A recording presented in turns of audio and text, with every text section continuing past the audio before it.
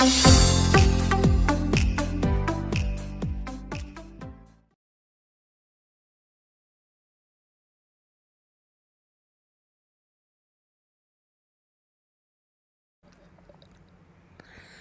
दोस्तों, नमस्कार। आप देख रहे हैं रुद्र एजुकेशन जोन अपने मित्र गौरव के साथ।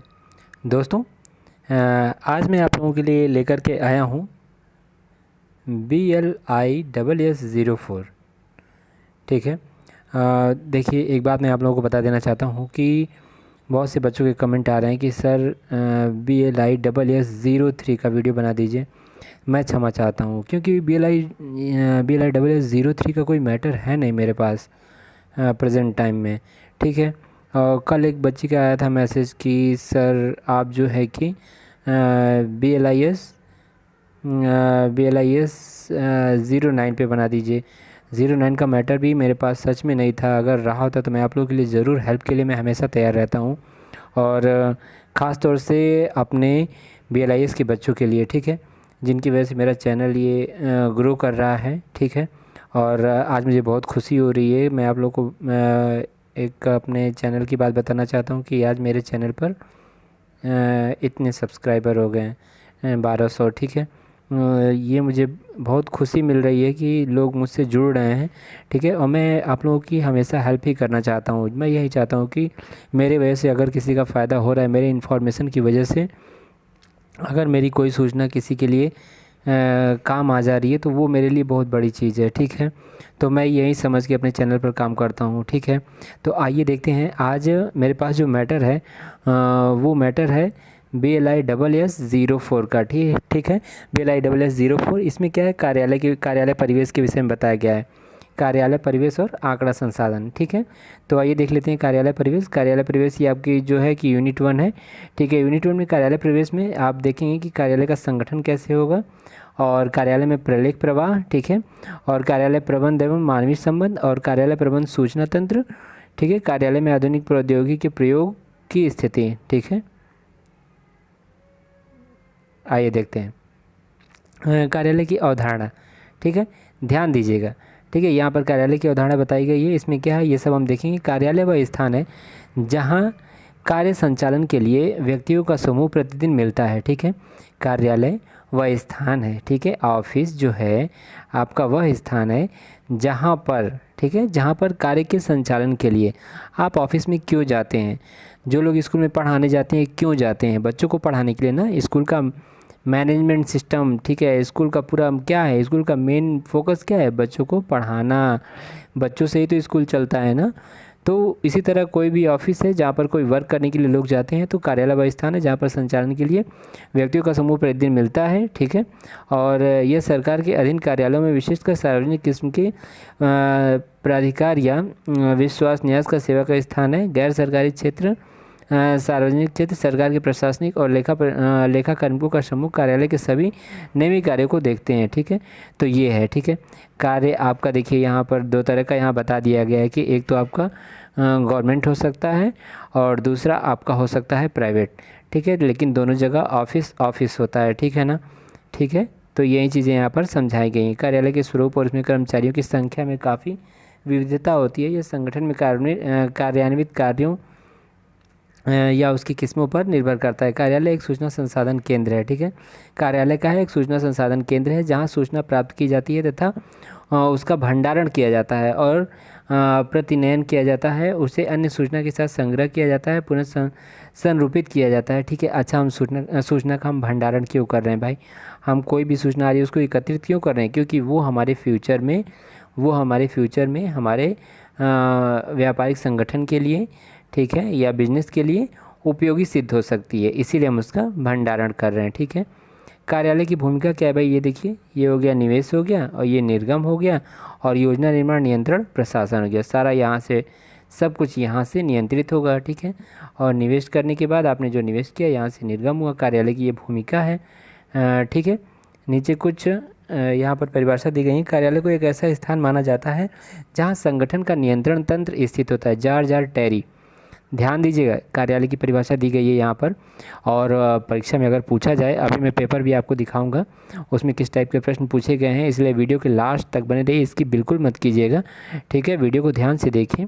BLISS 04 के बच्चे, ठीक है, BLISS 03 मेरे पास नहीं है, मैं नहीं बना सकता, ठीक है। 04 लेने का ये मैंने वीडियो भी बना रखा है कि 04 मैं इसलिए लेने के लिए कहता हूँ क्योंकि इसमें थोड़ा सा थियोरेटिकल पार्ट आ जाता है, ठीक है, और उसमें थोड़ा सा भाषा की कठिनता समझ आती है 03 में, इसको आप लोग ध्यान दिया कीजिए, ठीक है।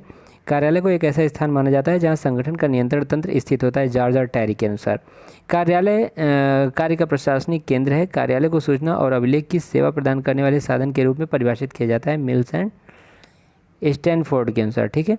और कार्यालय वह स्थान है जहाँ व्यापार का संचालन होता है। व्यावसायिक सेवाएं ऑक्सफोर्ड डिक्शनरी के अनुसार है, ठीक है। देख लीजिए, तो ये परिभाषाएं हैं, 3 परिभाषाएं, ध्यान से देखिए, इन तीनों परिभाषाओं को लिखने का पूरा प्रयास कीजिएगा पेपर टाइम में, ठीक है। आगे चलते हैं, आगे हम देखेंगे दोहरा कार्य। ये देखिए कार्यालय की संरचना, कार्यालय की संरचना देख लेते हैं। प्रारंभ में नियुक्त किया गया मूल स्टाफ संगठन के कार्यों की योजना बनाता है, आवश्यकतानुसार स्टाफ भर्ती करता है और कार्य का निष्पादन करता है। कालांतर में यही मूल स्टाफ कार्यालय बनाता है जो विभिन्न प्रभागों में निर्धारित लक्ष्यों को पूरा करने के लिए आवश्यक सभी निर्देशों की व्यवस्था करने के अलावा कार्मिकों के संबंधित सभी मामलों जैसे वेतन, छुट्टी और उनके बारे में सहायता करते हैं, ठीक है। ये है कार्यालय की संरचना, ठीक है। कार्यालय की संरचना में आप यहाँ ध्यान दीजिए कि यहाँ पर लिखा भी गया है, इसको आप ध्यान से देखिए। वास्तव में संगठन के कार्यालय के भिन्न भिन्न विभागों की सहायता करने के अलावा संगठन के विशिष्ट लक्ष्यों के संबंध में भिन्न भिन्न प्रभागों के कार्य निष्पादन की मॉनिटरिंग और मूल्यांकन भी करता है। कार्यालय के 2 प्रमुख कार्य हैं, एक तो प्रशासनिक कार्य और लेखा संबंधी कार्य, ठीक है। 2 कार्य हैं इसके, ठीक है। प्रमुख कार्य जो है कार्यालय के, एक क्या है, एक है प्रशासनिक कार्य और एक है लेखा कार्य, ठीक है। प्रशासनिक कार्य में वो सब कुछ आ जाएगा जो एक लेबर की नियुक्ति से लेकर के उसको कार्य देना और उससे कार्य कराना, ठीक है, सारी चीज़ें। लेखा में आपने अगर अपने व्यापार के लिए 10 रुपए का भी माल खरीदा है तो उसको आपको दिखाना पड़ेगा, ठीक है। ये है लेखा प्रमुख का कार्य। यहाँ पर आप देखिए, एक संगठन से दूसरे संगठन के कुछ अंतर हो सकता है। बड़े संगठनों में कार्यालय सीधे संगठन प्रमुख से नियंत्रण में होते हैं। बड़े संगठनों के कार्यालय जो हैं सीधे संगठन प्रमुख। सरकारी कार्यालयों के मामले में प्रशासनिक तंत्र जटिल और साथ ही बहुत ही विशाल भी होता है, ठीक है। यहाँ पर देखिए, बहुत ही यहाँ पर दिया गया है, मंत्रालय की विशिष्ट संरचना दी गई है। मंत्री हैं, मुख्य सचिव हैं, विभागीय सचिव हैं, और यहाँ पर प्रशासन है, लेखा स्कंद है, अवर सचिव हैं, विभाग सचिव हैं और सहायक टाइपिस्ट हैं। इसमें भी उसी प्रकार उप सचिव हैं और संयुक्त सचिव हैं, अवर सचिव हैं और अनुभाग प्रमुख और सहायक टाइपिस्ट हैं, ठीक है। ये दोनों दे दिया गया है, देखिए ध्यान से। डायग्राम बनाने का पूरा प्रयास कीजिएगा। अगर डायग्राम बनाते हैं ना तो ये BLISS 04 में आपको अच्छे मार्क्स मिल सकते हैं, ठीक है। इसको आप बस समझाने का प्रयास कीजिएगा, एग्जामिनर ये समझ जाए कि हाँ, आप बहुत अच्छे से कार्यालय, परिवेश, व्यापारिक संगठन, व्यापार, बिजनेस के बारे में आप बहुत अच्छे से जानते हैं। उसको केवल आप डायग्राम के माध्यम से अगर आपने समझा दिया, ठीक है, तो वो आपको नंबर दिए बिना रुक नहीं सकता है, ठीक है। तो ये बात का ध्यान रखिएगा। संगठनात्मक संरचना है, इसमें क्या उत्तरदायित्व के कुछ सीमा तक संगठनात्मक संरचना जो होती है एक दूसरे से भिन्न होती है। कार्यों, कार्मिकों, भौतिक कारकों क्रियान्वित संबंध स्थापित किया जाता है। बुनियादी संरचना इस प्रकार है, अधिकारी हो गया और आपका अधिकारी और स्टाफ हो गया, प्रकार्यात्मक हो गया और समिति हो गई, परियोजना हो गई और उत्पादन स्थल हो गया, ठीक है। और आगे चलते हैं। संगठन संरचना पंक्ति की विशेषता यह है कि इससे प्रत्यक्ष ऊर्ध्वाधर, ठीक है। जैसे यहाँ पर देखिए, ये अधिकारी संगठन है, किस प्रकार से इसको बनाया गया। सबसे पहले महाप्रबंधक हो गए, उत्पादन प्रबंधक हो गया, उसके नीचे फोरमैन आ गए, विक्रय प्रबंधक के नीचे विक्रय कार्यपालक आ गया, वित्त प्रबंधक के नीचे लेखाकार आ गया। तो ये है, ठीक है, ध्यान दीजिएगा। अच्छा भाई, हम लोग देख लेते हैं संगठन में जो है, किसी संगठन में कोई एक व्यापारिक संगठन है, उसमें कर्मचारियों की क्या भूमिका है, वर्कर क्या भूमिका निभाता है। एक बात बता दूं, देखिए वर्कर में एक फैक्ट्री में सब कुछ तो है ही, लेकिन वर्कर की बहुत ही महत्वपूर्ण भूमिका होती है भाई। इस बात को आप सब लोग समझ सकते हैं, ठीक है, क्योंकि असली जो वर्क करता है, ठीक है, जो हमारे सामान को तैयार करता है, जो उसको मार्केट में ले जाने लायक बनाता है, वो हमारा होता है मेन वर्कर, ठीक है। ध्यान दीजिएगा, यहाँ पर आप ध्यान से देखिए। तो ऐसे वर्कर भाइयों को मेरे तरफ से सलाम है। जो इतनी मेहनत करते हैं, ठीक है। और संगठन के कर्मचारी को क्या भूमिका है, तो संगठन के मिशन, उद्देश्यों और लक्ष्य को जारी रखने के लिए कार्यक्रमों के नेटवर्क की योजना बनाई जाती है और निश्चित समय सीमा के अंदर निष्पादित की जाती है। कर्मचारियों के दल को संगठन के लक्ष्य प्राप्त करने के लिए पूरे सामंजस्य के साथ काम करना होता है, ठीक है। और सशक्तिशील अनुक्रियाशील दल संगठन के लिए बहुत ही महत्वपूर्ण है, ठीक है। संगठन में अपनी भूमिका के निर्वहन के लिए समर्पण और अनुशासन आवश्यक है, ठीक है। नए कर्मचारियों की नियुक्ति का मुख्य प्रयोजन उन्हें कंपनी मतारोपण सौंपना होता है, ताकि वे कंपनी में अपनी साझेदारी के लिए गौरव का अनुभव कर सकें, ठीक है। उनको अधिक से अधिक कार्य जो भी सौंपे जाते हैं, ठीक है। वैज्ञानिक दृष्टि गतियों विकास में जो है कि अपना योगदान देते हैं वो लोग, जो भी कर्मचारी आते हैं, ठीक है। कर्मचारियों का व्यवहार सहायक होना चाहिए। गैर सरकारी संगठनों में यह सुनिश्चित करना संभव है कि भर्ती के लिए किए गए व्यक्ति संगठन के लक्ष्य के अनुकूल काम करते हैं। सब कुछ मिलाकर के यही है कि संगठन में कर्मचारियों की भूमिका अत्यंत ही महत्वपूर्ण है, क्योंकि बिना कर्मचारियों के कोई भी संगठन कार्य नहीं कर सकता है, ठीक है। जब वो ढेर सारे कर्मचारियों को एक साथ जुटाएंगे और उनका संगठन बना करके, ठीक है, उनकी मांगों को ध्यान में रखते हुए उनको कार्य सौंपा जाएगा, तो वो अपने कार्य को अच्छे तरीके से करेंगे। आइए आगे चलते हैं। कार्यालय में प्रलेख प्रवाह प्रबंध है भाई। प्रलेख प्रवाह प्रबंध क्या है, इसके बारे में हम लोग जानेंगे, ठीक है। तो इसमें हम लोग यही जानने वाले हैं, प्रलेख का महत्व जानने वाले हैं। तो आइए देखते हैं आगे। यहाँ पर देखिए सूचना का विश्लेषण है। अच्छा भाई, कुछ सामान्यतः कागजात भी होते हैं, जैसे संदेश, अन्य संगठनों, वाणिज्यिक बैंकों आदि की रिपोर्ट आदि। इसमें प्रत्यक्षता, कार्य एवं उद्यम संबंधी सूचना नहीं होती है, इसे प्रलेख नहीं माना जाता है, ठीक है। तार, टेलीफोन संदेश, बाहर से आए पत्र, सभी पत्र आदि और आंतरिक टिप्पणियाँ जिसमें कि संगठन के अंदर समुचित कार्रवाई करने के लिए सूचना होती है। और प्रलेख प्रवाह से संबंधित दो मुख्य कार्य होते हैं। सभी प्रकार की पत्रादि जब कार्यालय में आते हैं तो उस समय संबद्ध कर्मचारी के पास कार्रवाई के लिए पहुंचने तक प्रत्येक स्तर तक उसमें सभी भौतिक संचालन रिकॉर्ड करने से संबंधित होते हैं। दूसरा कार्य इन पत्रों में विद्यमान आंकड़ों सूचना से जो है कि संसाधित करना, व्याख्या सहित प्रलेख तैयार करना, जिससे विभिन्न स्तरों पर निर्णय करने में पैकेट जो है कि रखे जाते हैं। ये सारा जो है कि प्रबंधन होता है, ठीक है। कोई भी डाक आई बाहर से तो उसको किस प्रकार से रखना है, ठीक है, और किस डिपार्टमेंट की डाक है उसको कहाँ पहुँचाना है, ये सब कुछ उस कर्मचारी के अंदर उस कर्मचारी का कार्य होता है, ठीक है, ध्यान दीजिएगा। अच्छा भाई, आवक डाक संचालन प्रबंध क्या है, ध्यान दीजिएगा। आवक डाक समझ रहे हैं ना, समझ रहे हैं ना। आने वाली डाक, आने वाली डाक, आने वाला मैसेज, आने वाली डाक, ठीक है, ये है आवक डाक, ठीक है, ध्यान दीजिएगा।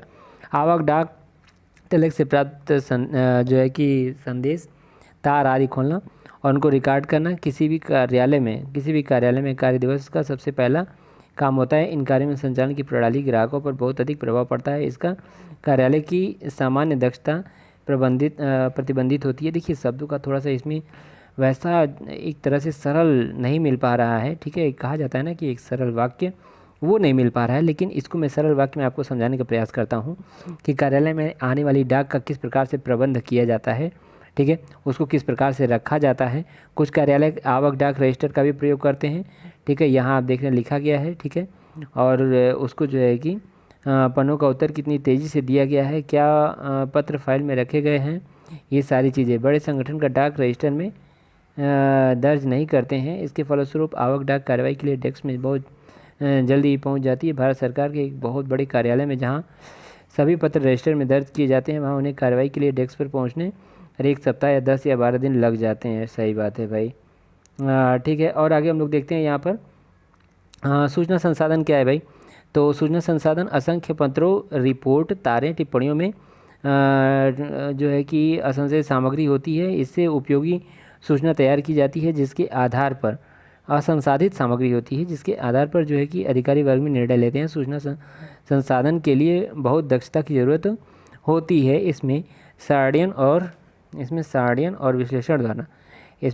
और विश्लेषण द्वारा यंत्र तंत्र बिखरी हुई सूचना आधार सामग्री निकाला जाता है। हम दो उदाहरणों की सहायता से यहाँ पर देख सकते हैं। मार्केटिंग कंपनी पिछले 5 वर्षों में ग्राहकों को भेजे गए फ़ोन, अच्छा ये माल वाला है, ठीक है, किस प्रकार से होता है। प्रलेख तैयार करने के लिए संसाधित सूचना के साथ पत्र फोल्डर फाइल करना, ये सारी चीज़ें प्रलेख को तैयार करने के लिए। प्रलेखों का प्रकार भी हम लोग देखेंगे।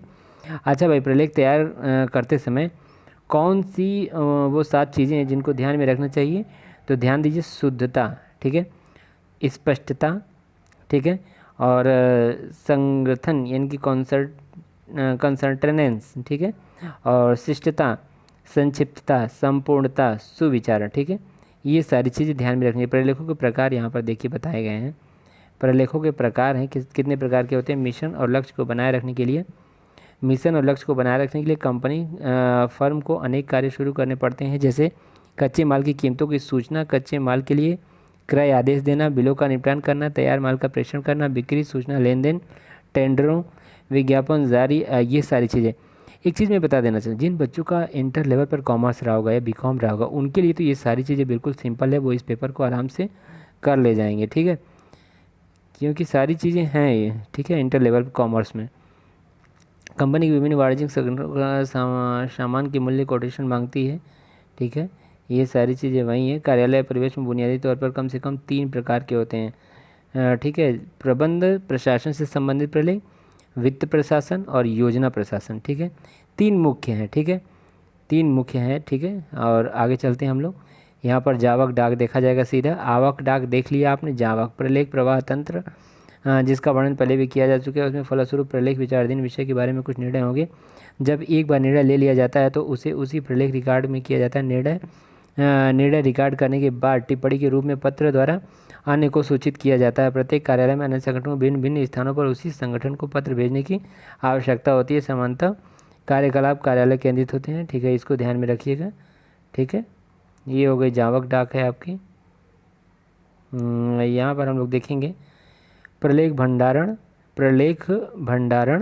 और उपयोजन, ठीक है, प्रलेख भंडारण और उपयोजन संगठन में जो कि असंख्य पत्र तैयार किए जाते हैं, लेन देन या कार्रवाई पूरी होने के बाद रिकॉर्ड में रखे जाते हैं या नष्ट कर दिए जाते हैं। प्रलेखों के प्रबंध नियंत्रण किसी भी कार्यालय महत्वपूर्ण कार्यों में एक है। प्रलेख भंडारण, ध्यान दीजिएगा, प्रलेखों का भंडारण, ठीक है, जो भी प्रलेख है उसको ठीक प्रकार से देखिए, इसमें लिखने के ऊपर मत जाइए। प्रलेख भंडारण का मतलब कि क्या हो गया कि हम किसी प्रलेख को उसका भंडारण कर रहे हैं, उसका स्टॉक क्यों कर रहे हैं भाई, ताकि उसको हम भविष्य में यूज कर सकें, ठीक है ना, इसीलिए है, बस इसका एक काम है। आइए आगे देखते हैं, कार्यालय प्रबंध की मानवीय संबंध क्या है भाई, वो हम देखते हैं। तो कार्यालय प्रबंध में मानवीय संबंध तो आज अत्यंत ही उच्च सुसंगठित समाज में हम लोग रहते हैं। बहुत से लोग स्कूलों, कॉलेजों, बैंकों, अस्पतालों, फैक्ट्री जैसे संगठनों में काम करते हैं और इस प्रकार के सबसे बड़ा संगठन सरकार का है। जब कभी 2 या 2 से अधिक लोग एक समान उद्देश्य प्राप्त करने के लिए साथ साथ कार्य करते हैं तो उन्हें कार्य में समन्वय करना पड़ता है। उन्हें साधनों को इस प्रकार से सुव्यवस्थित करना पड़ता है और उनका उपयोग करना पड़ता है जिससे उन्हें अभिष्ट परिणाम मिल सकें। यह न केवल गैर सरकारी, वाणिज्यिक, व्यापारिक उद्यमों आवश्यक है, बल्कि सरकारी अस्पतालों, स्कूलों आदि जैसे सेवा संगठनों में भी आवश्यक है, ठीक है। इस प्रकार संगठन के लक्ष्यों को इष्टतम रूप में प्राप्त करने के लिए इष्टतम रूप में यहाँ पर देखिए प्राप्त करने के लिए कार्य करना ही प्रबंध कहलाता है, ठीक है। उसका इष्टतम रूप प्राप्त करने के लिए कार्य करना ही क्या कहलाता है, प्रबंधन कहलाता है, ठीक है। यह सभी व्यापारिक और सभी प्रकार के सामाजिक संगठनों का एक समान है, ठीक है, ध्यान दीजिएगा। आगे चलते हैं, आगे हम लोग बात करने वाले हैं प्रबंध की। अच्छा, प्रबंध की परिभाषा हम लोग देख लेते हैं भाई। देखिए, प्रबंध में आपको जानना आवश्यक है कि कार्यालय के संबंध में प्रबंध का शब्द का क्या अभिप्राय है। कार्यालय के संबंध में प्रबंध मतलब क्या है, कार्यालय में प्रबंध का क्या अर्थ है, इसको मैं समझाने के लिए आपको बता देना चाहता हूँ कि ये कार्यालय है, ठीक है, और इस कार्यालय में जो है कार्य किया जाता है, ठीक है। कार्यालय में कार्य अनेक प्रकार का हो सकता है, ठीक है। ये बिजनेस आपका हो सकता है, ठीक है, ये बिजनेस हो सकता है, ये स्कूल हो सकता है, ये अस्पताल हो सकता है, ठीक है। हर जगह एक बात बता दूं मैं आप लोगों से, वो स्कूल होगा वहाँ भी हमको प्रबंधन की आवश्यकता पड़ेगी, मैनेजमेंट की आवश्यकता पड़ेगी, ठीक है। बच्चों को किस प्रकार से उनको क्लासेस किस प्रकार से एडजस्ट करनी है, उनके लिए टीचर की व्यवस्था करना, ठीक है, उनको स्वच्छ पानी मिल सके, उनको स्वच्छ हवा मिल सके, ठीक है, सारी चीज़ें सब मैनेजमेंट के अंतर्गत आती हैं। हॉस्पिटल है उसमें सारा मैनेजमेंट करना, ठीक है, पेशेंट के लिए अलग, ठीक है, अस्पताल के कर्मचारियों के लिए प्रबंधन, ये सारी चीज़ें सब कुछ प्रबंधन में ही आती हैं। कोई आपकी फैक्ट्री है, उस फैक्ट्री में वर्कर के लिए क्या नियम है, ठीक है, वर्कर के बच्चों को ठीक से पढ़ने के लिए मिल रहा है या नहीं मिल रहा है, ठीक है, वर्कर को सारे बोनस मिल रहे हैं कि नहीं मिल रहे हैं, ये सारी चीज़ें प्रबंधन ही देखता है। तो इसको हमने अपने भाषा में समझा दिया, बाकी आप समझदार हैं। मानवीय संबंध यानी कि पिछले अनुभाग में हमने संगठन में पढ़ा था, प्रबंधन के लिए मानवीय संबंध व्यवहारवादी दृष्टिकोण 1930 के शुरू में हॉथरॉन प्रयोगों से शुरू हुआ था। इसमें निष्कर्ष फलस्वरूप नई कल्पना का विकास इस प्रकार हुआ कि कार्य के प्रति प्रोत्साहन, मनोबल और उत्पादकता कामगारों पर परिप्रेक्षकों भी सामाजिक संबंधों से जुड़ी हुई होती थी, न कि भौतिक दशाओं में। ठीक है, इस बात को समझिए, सामाजिक संबंधों से जुड़ा हुआ है वही मानवीय संबंध है। ठीक है, मानवीय संबंध के साथ साथ यानी कि किसी भी कर्मचारी को, किसी भी वर्कर को, ठीक है, उसको आप जो है कि उसका उत्साह बढ़ा करके, ठीक है, प्रोत्साहन के द्वारा उसको इनाम दे करके, ये सारी चीज़ें कर करके आप चाहें तो अपने कार्य को बड़े ही आसानी ढंग से करा सकते हैं। यही है मानवीय संबंध। अच्छा भाई, कार्यालय प्रबंध सूचना तंत्र क्या है भाई? कार्यालय प्रबंध सूचना तंत्र में हम लोग ये देखते हैं कि अधिकांश संगठनों में उन्हें अपेक्षित सूचना के संचालन के लिए किसी न किसी तंत्र की ज़रूरत होती है। यह तंत्र बहुत ही व्यापक और सरल, औपचारिक और अनौपचारिक रूप में हो सकता है। ठीक है, हर एक प्रबंध की मतलब प्रबंधन में सूचना तंत्र की अत्यंत आवश्यकता है भाई। संगठनों में पहले सूचना तंत्र का विकास वित्तीय और लेखा कार्यों के लिए किया गया था। ठीक है, दूसरी ओर आधुनिक सूचना तंत्र व्यापक क्षेत्रीय प्रबंधकीय कार्यों की सहायता के लिए तैयार किया गया। आधुनिक संगठनात्मक तंत्र के दो मुख्य घटक भी हैं। ठीक है, ध्यान दीजिएगा इस बात को। प्रबंधन तंत्र में सूचना का अत्यंत ही आवश्यक है भाई। ठीक है, बजट तैयार करना, परिणामों का प्रेक्षण, परिणामों का मूल्यांकन करना, मूल्यांकन के आधार पर कार्यों का संशोधन करना। ठीक है, ये सब है प्रबंधन के कार्य। प्रबंधन सूचना तंत्र के साधारण शब्दों में MIS, ठीक है, MIS, ठीक है, ये साधारण शब्दों में MIS यानी कि प्रबंध सूचना तंत्र। ठीक है, प्रबंध सूचना तंत्र MIS यानी कि मैनेजमेंट इंफॉर्मेशन सिस्टम, ये है आपका, जो सही रूप से ठीक समय में प्रबंध के प्रत्येक स्तर पर केवल ऐसी अपेक्षित सूचना उपलब्ध करता है जो निर्णय करने के लिए नियंत्रण का आधार होती है। ठीक है, वास्तव में ये आंकड़े प्राप्त करने उनके ये प्रबंध सूचना तंत्र है। ठीक है, जो हम कोई भी निर्णय लेने जा रहे हैं, ठीक है, निर्णय लेने जा रहे हैं, उसमें जो भी हमारा सहयोग करता है वो प्रबंध सूचना तंत्र के माध्यम से ही सहयोग होता है। ठीक है, प्रबंध सूचना तंत्र का विकास MIS, ठीक है, निवेश, संसाधन, निर्गम और फीडबैक। ठीक है, ध्यान दीजिएगा, ये प्रबंध सूचना तंत्र MIS यानी कि मैनेजमेंट इंफॉर्मेशन सिस्टम जो है उसमें निम्नलिखित उप तंत्र हैं, जैसे निवेश इनपुट, फिर उसका प्रोसेस हुआ, निर्गम और फीडबैक लेना। ठीक है, ये सारी चीज़ें। ठीक है, इनपुट आया, उसका प्रोसेसिंग किया, आउटपुट चला गया, लेकिन जहाँ आउटपुट गया वहाँ से आपने फीडबैक लिया। जब तक आप ये पूरा कंप्लीट नहीं करेंगे तब तक आप सूचना तंत्र, ठीक है, सही से आप नहीं समझ पाएंगे। अरे भाई एक मिनट, अब हम लोग हैं सरकारी सूचना नेटवर्क, सरकारी कार्यालय, 5वें में आ गए क्या भाई? 5वें यूनिट में हम लोग थे कार्यालय सूचना तंत्र। ठीक है, अब ध्यान से देखिए, कार्यालय सूचना तंत्र में ये हो गया था प्रबंध सूचना तंत्र, और आगे हम लोग आ गए थे, यहाँ भी हो गया था। उसके बाद अब हम लोग को पढ़ना है सरकारी संगठनों में प्रबंध सूचना तंत्र MIS मैनेजमेंट इंफॉर्मेशन सिस्टम। अच्छा भाई, ये बताइए कि सरकारी संगठनों में इस बात की जागरूकता बहुत अधिक होती है कि नियोजन, नीति निर्माण, नियंत्रण, सूचना प्रबंधन परंपरागत प्रक्रिया अब अधिक सहायक नहीं हो रही है। इसलिए सरकारी तंत्रों में भी उपयुक्त ढंग से तैयार किए गए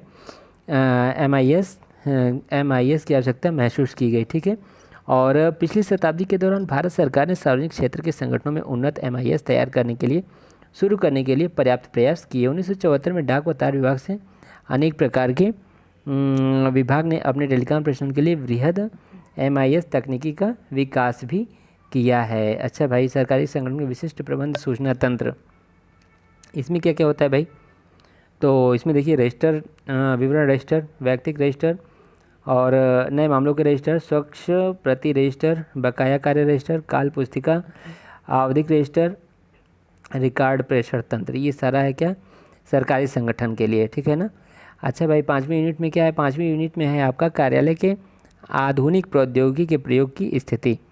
कार्यालय में किस प्रकार से आधुनिक प्रौद्योगिकी, ठीक है, आईसीटी का प्रयोग किस प्रकार से किया जा रहा है, उसको हम लोग देखेंगे इस चैप्टर में, ठीक है।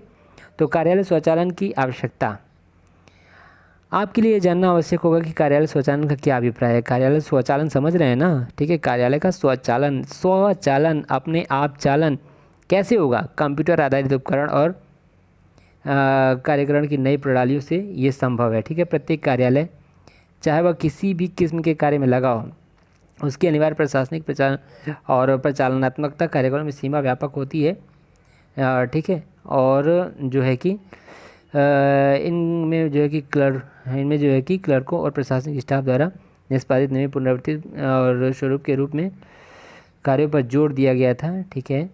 ये पहले समय की बात हो रही है। और वर्तमान समय में जो है सारा कार्य जो है कंप्यूटर के माध्यम से स्वचालित किया जाता है।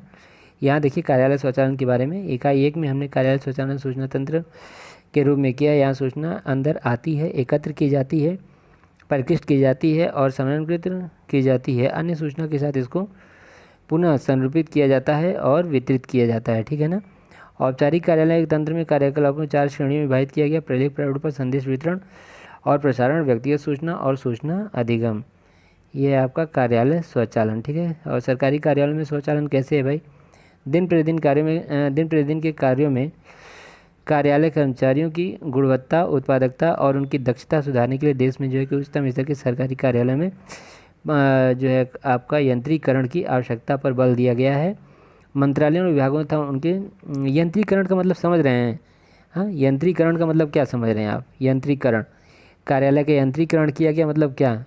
वहाँ पर यंत्र नहीं रखे गए हैं, वहाँ पर जो है कंप्यूटर सिस्टम के माध्यम से सारे कार्यों को जोड़ दिया गया है और वह अपने आप एक जगह बैठ करके कोई एक विशेष प्रकार का सॉफ्टवेयर बना दिया गया है और उस सॉफ्टवेयर के माध्यम से सब कुछ अपने आप एक दिशा में कार्य चल रहा है। ये है, ठीक है। तो इस चीज़ को ध्यान में रखिएगा, ठीक है। माफ़ कीजिएगा। सरकारी सूचना नेटवर्क भारत सरकार ने मार्च 1975 में इलेक्ट्रॉनिक विभाग, अब योजना आयोग का भाग है। जो इलेक्ट्रॉनिक विभाग था उस समय, अब योजना आयोग का भाग है, के अधीन राष्ट्रीय सूचना तंत्र, ठीक है, NIC की स्थापना की गई ताकि उपयुक्त कंप्यूटर आधारित सूचना तंत्रों का सृजन हो सके, ठीक है। NIC को इन कार्यों के लिए विभिन्न मंत्रालयों की सहायता देने के लिए कहा गया।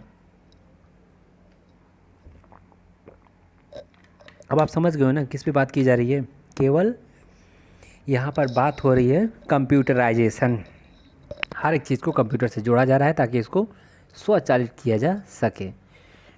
अच्छा भाई, आइए अब लास्ट में मैं आप लोगों को ये 5 यूनिट पढ़ाने के बाद, अभी तो इसमें बहुत ढेर सारी यूनिट है, बहुत मोटी किताब है, आप लोग देख रहे होंगे BLISS 04 बहुत मोटी किताब है और इसमें यूनिट भी काफ़ी हैं। तो आज जो है कि आपका खंड 1 का जो 5 यूनिट थी वो कंप्लीट हुई, 5 यूनिट, और उसी के बेस पर आइए हम लोग जून 2022 का ये पेपर है इसको देख लेते हैं। और आइए प्रश्नों को सीधा प्रश्नों पर चलते हैं और देखते हैं। तो देखिए भाई, आज का जो प्रश्न है वो है MIS का विभिन्न प्रकार। MIS का मैनेजमेंट इंफॉर्मेशन सिस्टम, ध्यान दीजिएगा, अभी ये पढ़ाया। MIS के विभिन्न प्रकार, MIS के विभिन्न लक्षण को समझाइए। मैनेजमेंट इंफॉर्मेशन सिस्टम, ठीक है ना, मैनेजमेंट इंफॉर्मेशन सिस्टम के बारे में बताइए, अभी मैं आपको बता रहा था। दूसरा क्या भाई, ऑफिस ऑटोमेशन क्या है? ऑफिस ऑटोमेशन क्या है? ऑफिस ऑटोमेशन का कार्य तथा ऑफिस ऑटोमेशन के फ़ायदे बताइए। ऑटोमेशन क्या है? ऑटोमेशन वही है जो अभी मैं बता रहा था, स्वचालन, वही है ये ऑफिस ऑटोमेशन। स्टोरेज डिवाइस क्या है? आपको मैंने, अच्छा ये तो कंप्यूटर का पार्ट है, अभी इसमें आगे है, लेकिन ये मैंने आपको BLIS 08 में बता दिया था। ध्यान देना मेरे प्यारे बच्चों, मैं झूठ नहीं बोलता। BLIS 08 में मैंने कंप्यूटर, उसकी सारी पीढ़ियाँ, स्टोरेज डिवाइस क्या है, ये सारी चीज़ें मैंने वहाँ पर बताई थी। व्हाट इज़ डिजिटल, वाओ ये देखिए, वाओ ये आपका BLIS-08 का क्वेश्चन है, ठीक है। डिजिटल कंप्यूटर क्या है, सभी प्रकार के कंप्यूटर को विश्लेषण, डिजिटल और एनालॉग कंप्यूटर, हाइब्रिड कंप्यूटर सारा मैं पढ़ा चुका हूँ, ठीक है। तो मिलता जुलता सिलेबस है, मिलता जुलता सिलेबस इसको कहा जाएगा। डिजिटल सर्टिफिकेट क्या होता है, ऑफिस ऑटोमेशन सहायक क्या है, किस प्रकार है, सब लिख सकते हैं आप। एल्गोरिदम फ्लो चार्ट ये थोड़ा आगे है, इसको मैं समझा दूंगा, ठीक है। कंप्यूटर एनिमेशन क्या है, ये सब लोग तो जानते ही होंगे, लेकिन फिर भी मैं पढ़ा दूंगा आप लोगों को। कंप्यूटर एनिमेशन की सहायता से ही यार सब कुछ आप देख रहे हैं कि चल रहा है प्रोग्राम। अच्छा भाई चलिए और आगे देख लेते हैं। और ये छोटी टिप्पणी लिखने के लिए है, विभिन्न पीढ़ियों के कंप्यूटर की व्याख्या क्या आप नहीं लिख पाएंगे इसको। वर्क स्टेशन आर्टिक, अच्छा ये थोड़ा सा पढ़ाना पड़ेगा, समझाना पड़ेगा। चलिए भाई, डिजिटल कंप्यूटर सिस्टम में प्रिंटर को समझे। अच्छा भाई, क्या डिजिटल कंप्यूटर आप नहीं लिख सकते हैं? आप हमको बताइए भाई, क्या नहीं लिख सकते हैं? विभिन्न पीढ़ियों के कंप्यूटर की व्याख्या नहीं कर सकते हैं? कर सकते हैं, क्योंकि मैंने ये BLIS-08 में आपको बताया था या नहीं बताया था?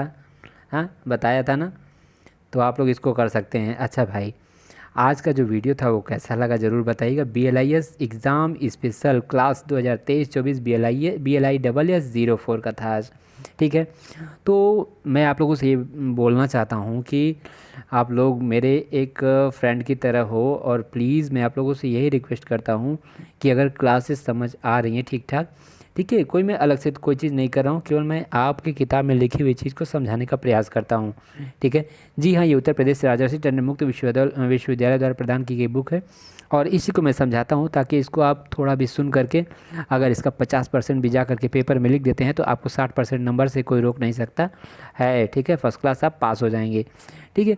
तो ये वीडियो कैसे लगते हैं आपको, ठीक ठाक लगते हैं तो प्लीज़ कमेंट सेक्शन में ज़रूर लिखा करो, उससे मेरा मनोबल बढ़ता है, और मैं ये सोचता हूँ कि हाँ मेरे बच्चे मुझे सुन रहे हैं, ठीक है। ध्यान दीजिएगा। मैं आप लोगों को बच्चा बोल देता हूँ।